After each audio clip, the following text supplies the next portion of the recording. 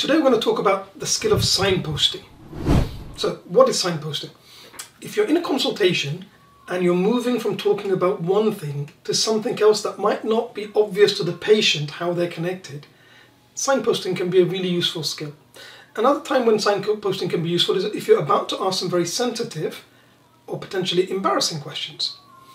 So that if you just go into it without any warning, it can feel a little bit abrupt, it can upset the patient, it can catch them off guard. So I'll give you some examples. Let's say now you've got a patient with quite severe, fairly acute back pain, and you want to rule out the possibility of something like cauda equina. Now, as a doctor, in your mind, you can clearly see why you want to ask about bowel and bladder symptoms and saddle anesthesia. But the patient's got a pain in their back. If you suddenly have been talking about their back pain, you've been asking about how it happened, about the mechanism of injury, how bad the pain is, if it goes anywhere else, and suddenly you ask about bowel and bladder symptoms, the patient might think, what are you on about? You're listening to me. I've got a back problem. Why are you asking me about my bowel and bladder? You see, as a doctor, it's obvious to you, but the patient might not understand. So this is where signposting can be really helpful. Sometimes a really serious cause of back pain that thankfully isn't very common can start affecting other parts of the body as well as the back. Sometimes, for example, it can impact your ability to pass water and your control of your bowels. Have you had any issues with those things?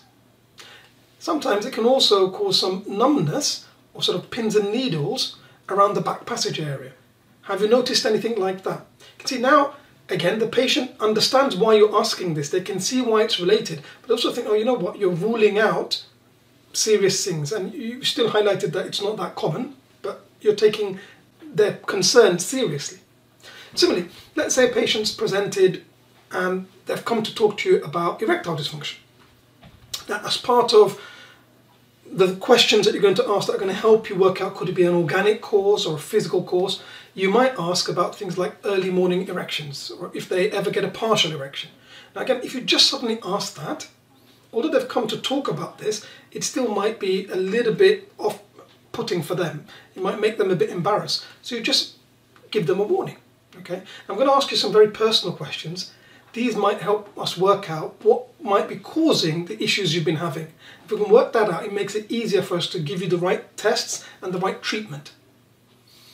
And now you can ask some of those personal or potentially embarrassing questions, okay? Similarly, if you've got someone presenting with, potential sexually transmissible infections, and you want to ask about risk factors for things like HIV, some of those questions can be embarrassing. So just give them a warning that you're going to ask about these things. So that's a skill of signposting, okay?